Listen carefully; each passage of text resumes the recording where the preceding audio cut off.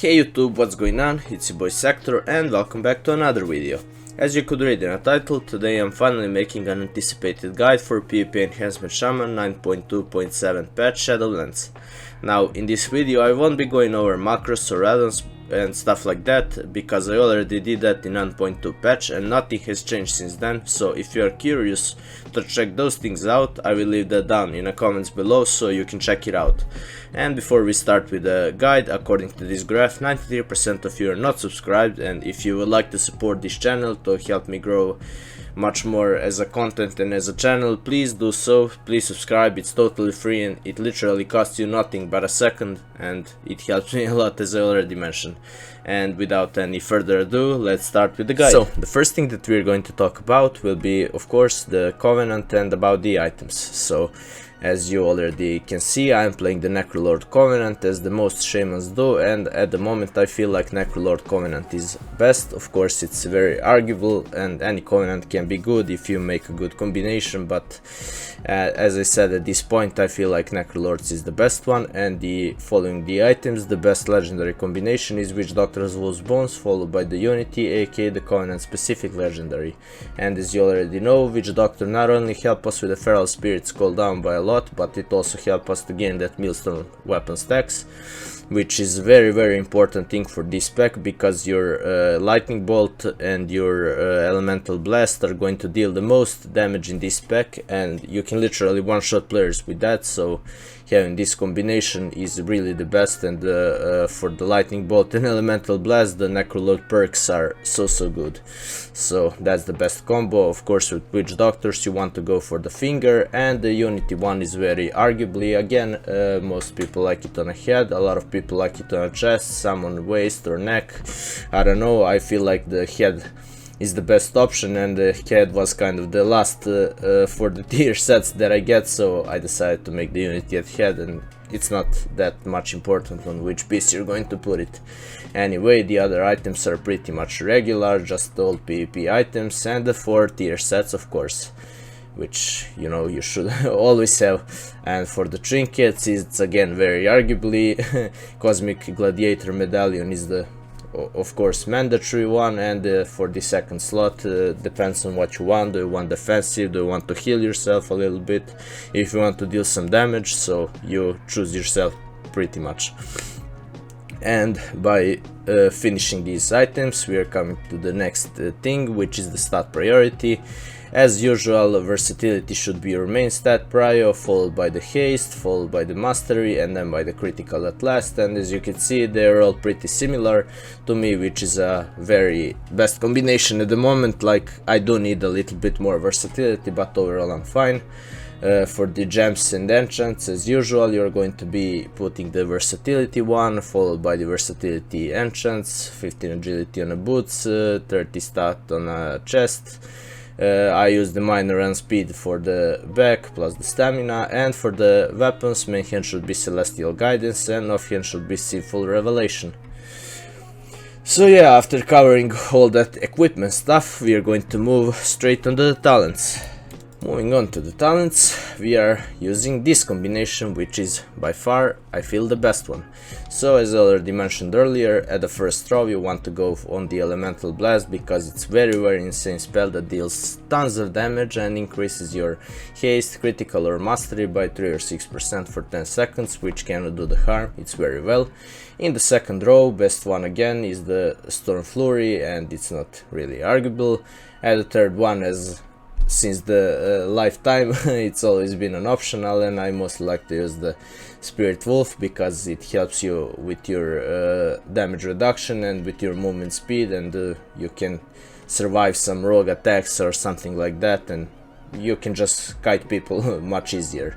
For the fourth row, the again only optional is the Elemental Assault, which is again very important talent, because it helps you to generate the Millstone weapon stack. The fifth one is again optional, and my personal favorite is Feral Lunge, because it helps you with your mobility a lot, and I don't think that anything can replace that, and Nature Guardian is pretty overrated in my opinion. In the sixth one, again only one option, that is Sundering, and it pretty much decapitate your enemy for 2 seconds, so you can use it as interrupt or as mini stun or anything like that. And beside that, it deals quite decent amount of damage. And the 6th row, again, Elemental Spirit are the only option since we are running the Witch Doctor's Wolf's Bones, and this combination is just the best one for this spec, and you should run this talent with no cap. So PvP talents, again, they are always changeable at the situation, but the 3 that I use mostly are Swirling Waves to help me on my self-heal or healing my partner, is the Static Field Totem to help that people don't run away from me when I'm trying to kill them, or if I'm running away from someone, I'm gonna use this totem and pretty much make them stuck at the make them be rooted at the place, and I can run away. And of course, grounding, one of the most important now. In a lot of my videos I did use Shamanism. It's also a very good one if you're going for the damage, like your Bloodlust is / Heroism is being reduced by the 10% of haste, but its cooldown is also reduced to 60 seconds, so you can pretty much have a mini burst with that. If you are playing 3 vs 3 or some very big EOE fights, you should use Ride of Lightning always, like Thunder Charge if you want to reset your cooldowns resetted, Ethereal Form if you are going against 2 hard melees in arena and you know that you're going to get one-shotted, well, this is the best option to survive. It did help me a lot of times. Counter-Strike Totem, of course, if you are playing only on a low rate, because people at high rate are going to destroy that immediately. So if you are fighting at a low rate, some dummies are going to be caught with it for sure. Unleash Shield, well, I like to use this one a lot if I'm playing in some arena with a bridge or some battleground with some high ground, so I can knock people away, and trust me, it helps a lot. Catching someone with a stun and Unleash Shield in the Blade's Edge arena is pretty much free kill, because that healer ain't gonna heal nothing if he gets knocked down and stunned back down. So yeah, Spectral Recovery again for a wolf, Season for the interrupt, and you know, it's pretty much based on situation, like you never know which combo you're going to face and which of these talents is going to be used, so you can't make a specific one. But when I'm playing the battleground and stuff like that, I mostly use this combo, or I use this one for the most battlegrounds and stuff like that. So yeah, that's pretty much about the talents. So after finishing with the items, legendaries, talents and covenant, we are going to the final thing, and that is Conduit and Soulbinds. So as you can see, I'm running the Plague Divisor Marilet, and that's the reason, because he's the best one currently for PvP or Enhancement Shaman.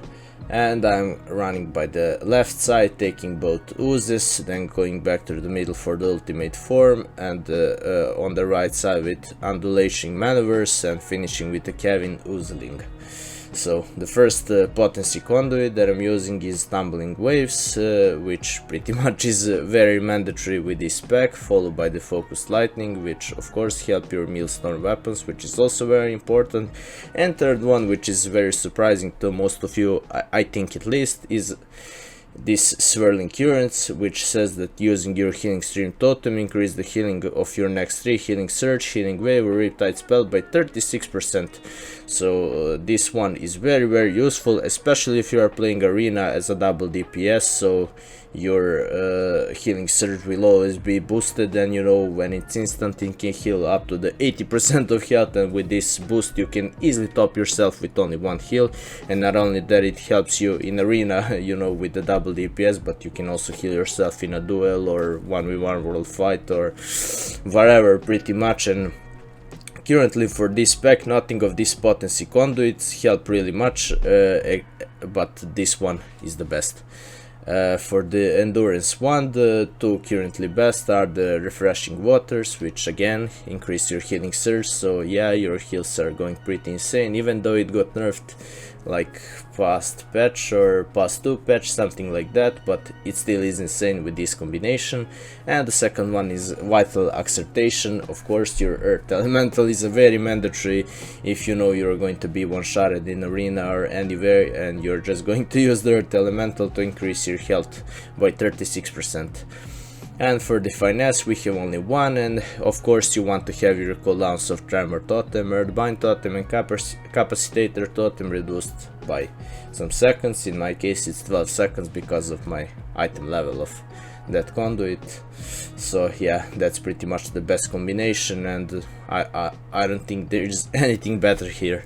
And that is it, guys. We are coming to an end of the guide. Again, as I mentioned at the start, if you want to see more in-depth talk about the shaman, you should check the link down in the description, which will lead you to my previous guide, where I pretty much talked about literally everything, such as macros, add-ons, tips and tricks and all that stuff. So make sure to check that out if you're interested. I'm gonna be also leaving a link down to my rotation guide, which also a lot of you have been requesting me to make, and I finally did, and that video went very well, so thank you for the support.